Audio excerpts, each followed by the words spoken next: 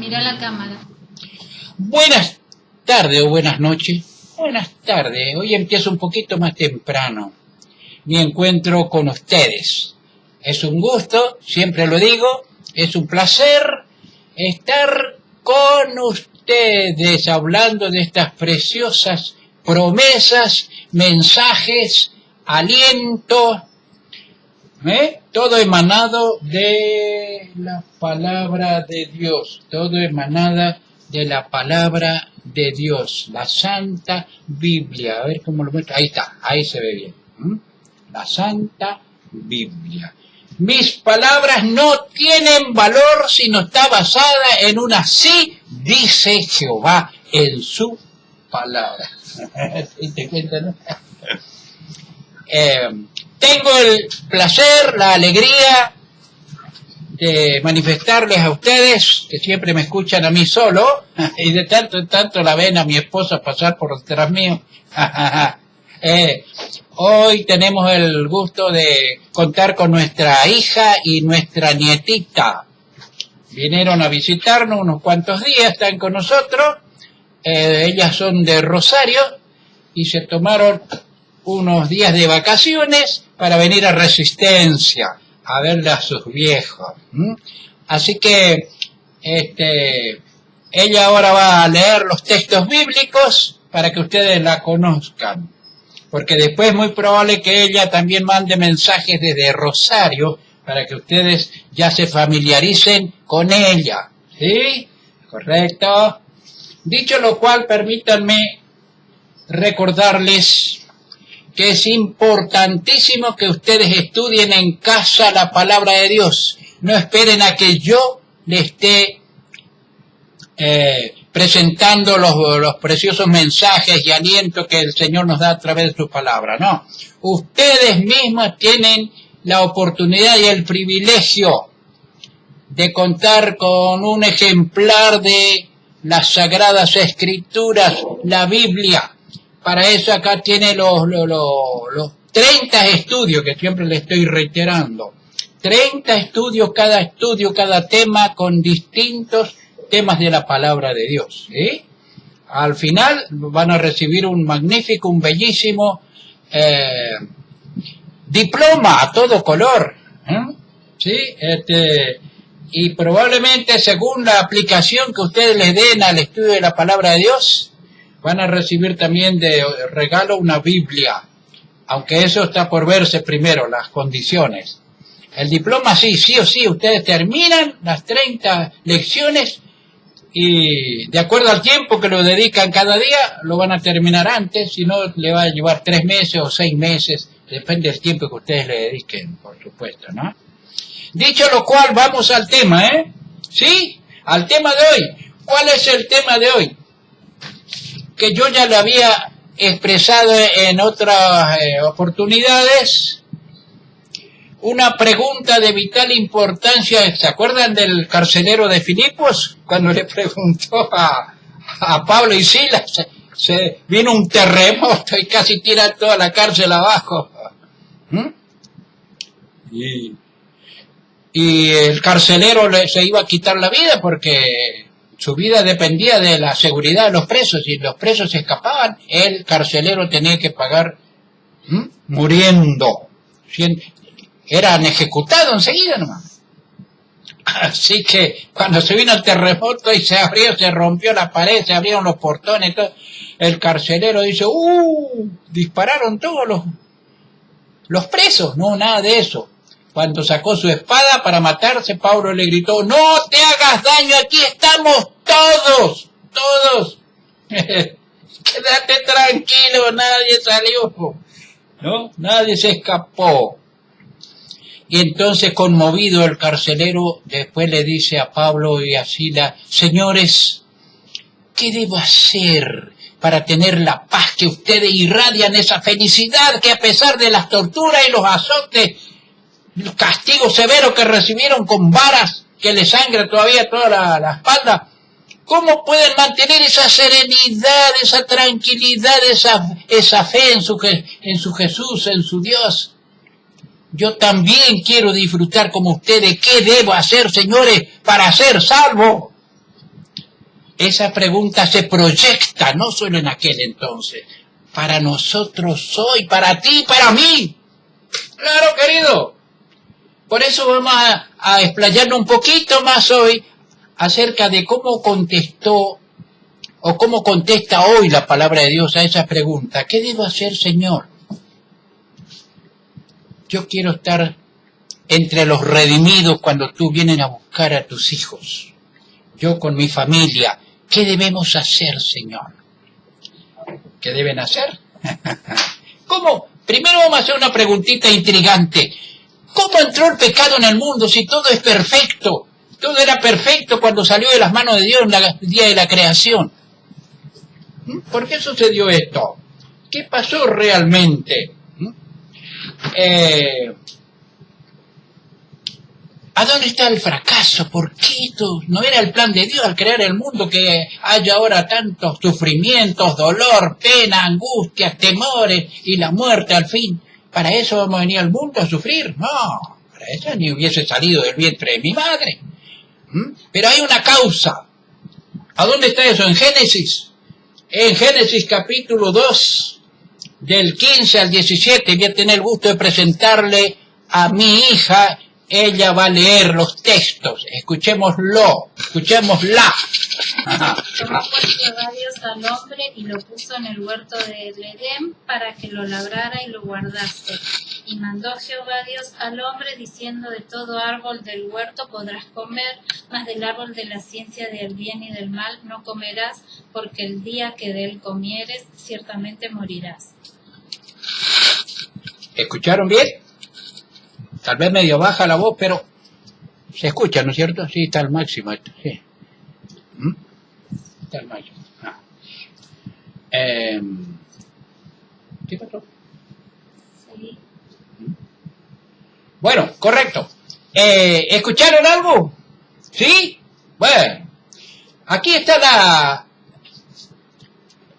la razón por el cual todo se vino abajo el plan de Dios.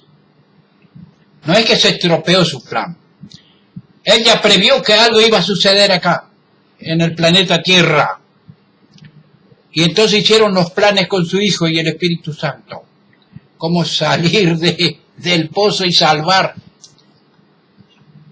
Y salvar al hombre, al ser humano, de la muerte eterna. Qué terrible sería eso, ¿cierto?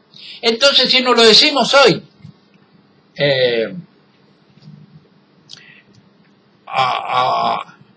hacemos una pregunta oral, en voz audible. Señores, ¿qué debo hacer? O Padre mío, ¿qué debo hacer para lograr tu perdón? A mi vida de desobediencia. No estoy satisfecho con mi vida. Quiero cambiar. Quiero sentir la paz que tú prometes. Quiero tener la aprobación tuya. ¿Qué debo hacer realmente para contar con tu aprobación, con tu perdón, con tu bendición, Señor? Entonces, acá tengo la respuesta. ¿Sí? ¿Quieren saber? Bueno, el apóstol Pablo tiene algo que decir al respecto. Primero muestra, como el médico, ¿no es cierto? Muestra la razón por el cual estás enfermo, cómo se originó tu problema.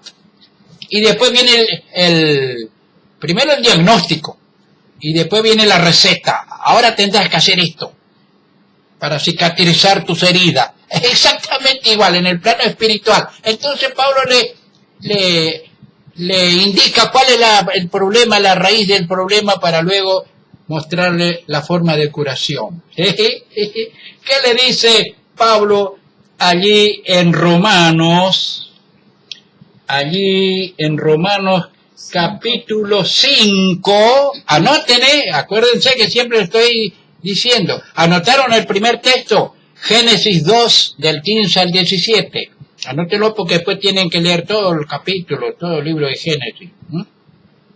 Ahora anoten Romanos capítulo 5, verso 12. ¿Cuál es la situación del hombre sin Cristo en su vida? Atento en cuanto a eso, ¿no? ¿Cuál es la situación actual? Sí.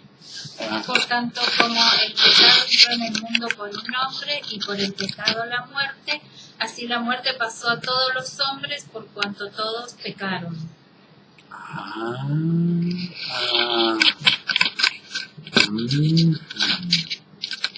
Esa es la situación, ese es el diagnóstico. ¿Sí? ¿Escucharon? Por cuanto todos pecaron sin excepción.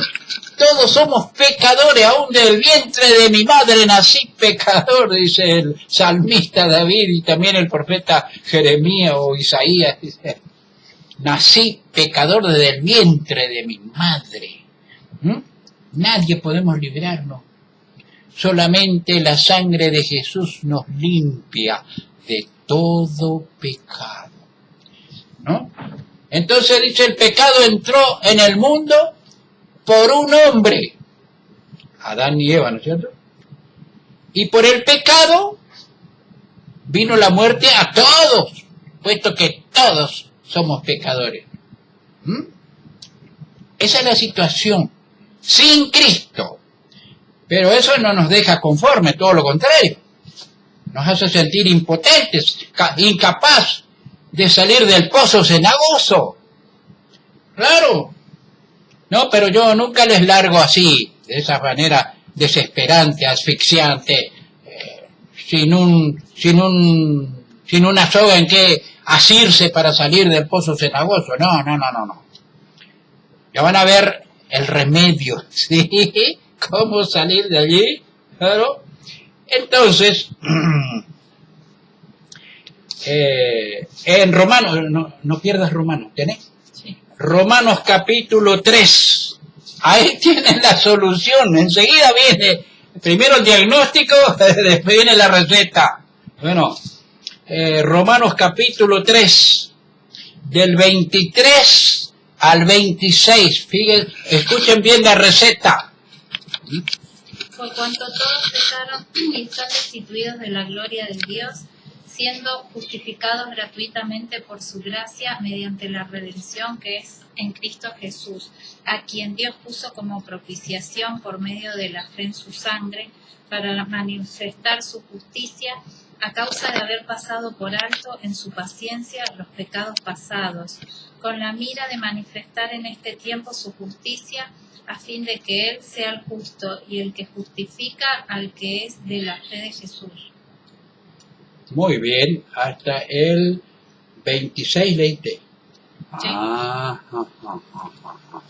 Correcto. Quiero hacer énfasis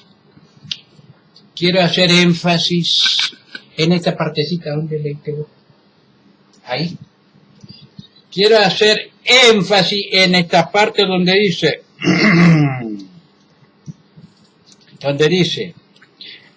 siendo justificados, siendo sanados, ¿no es cierto? Hemos sido justificados. Así como el carcelero de Filipo. Preguntaba angustiado, ¿qué debo hacer para ser salvo? Y Pablo le dijo, Señor, no te desesperes. Cristo murió por ti también. La sangre de Cristo te salva. Cree en el Señor Jesús y serás salvo tú y tu casa. No cambió esa condición hasta ahora. Por eso acá reitera el apóstol Pablo, siendo justificados gratuitamente, dice. ¿De qué manera? Por su gracia. ¿Qué es la gracia? Es el perdón inmerecido que recibimos todos. A pesar de, por culpa de nuestro pecado, el Señor entregó su vida, su sangre preciosa, inocente, en la cruz. ¿Hay motivo para pedir perdón al Señor? Claro. Yo lo crucifiqué a Cristo y si vuelvo a pecar ahora, lo vuelvo a crucificar. Y Él murió para salvarme a mí y a mis seres amados. ¿Sí? Para lograr la vida eterna. Entonces, acá le está diciendo a quien Dios puso como propiciación, una salvación propicia en su oportunidad, en su tiempo, como propiciación por medio de la fe. La fe juega un papel importante en nuestra salvación, querido amigo. Si vos no tenés fe en Jesús, ¿cómo te va a salvar Él? Porque sin fe, en el texto bíblico, es imposible agradar a Dios. Porque el que cree, el que a Dios le hace, o el que en Dios cree, es necesario que el que a Dios se acerca, es menester que crea en Él. Claro, para que Él pueda hacer algo en favor suyo.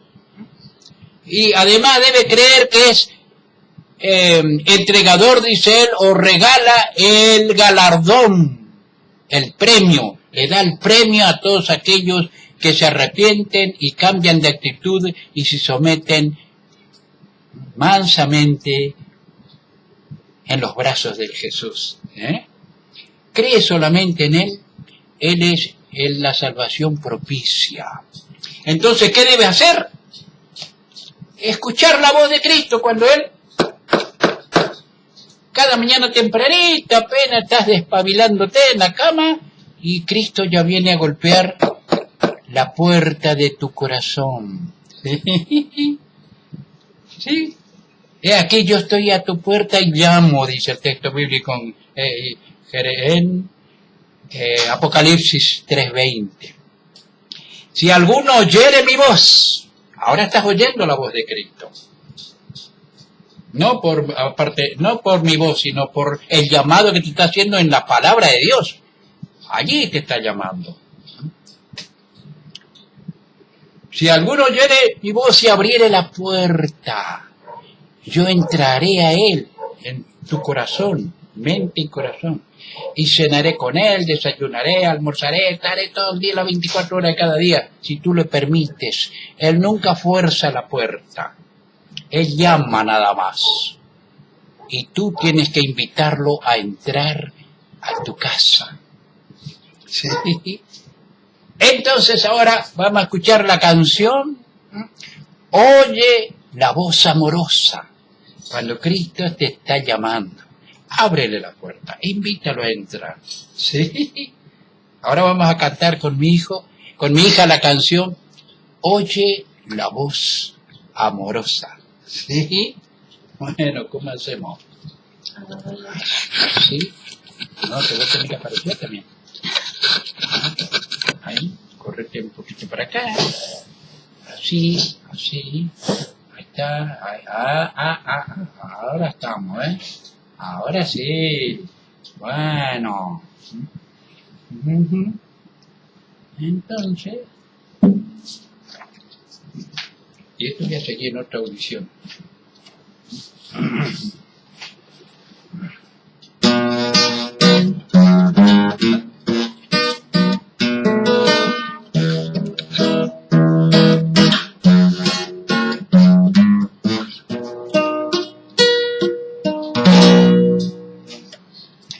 Oye la voz amorosa de Jesucristo el Señor, llena de un tierno mensaje, dulce mensaje de amor. Cristo te ternura, paz, esperanza y solar. Todas tus sombras nocturnas en clara luz celestial. Oye la voz del bendito Señor.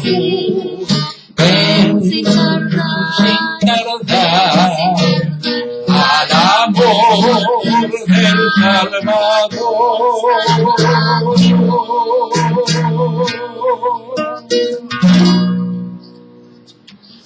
Oye la voz amorosa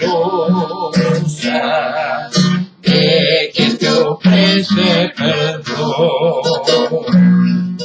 Sigue sus pasos confiado, Él es tu amigo mejor. Lleva las almas errantes que andan sin Dios y sin luz. Tráela a la fuente de vida, al que murió en la cruz.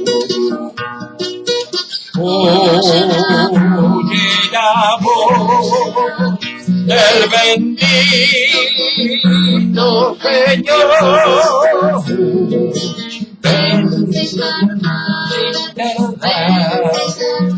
Al amor del Salvador.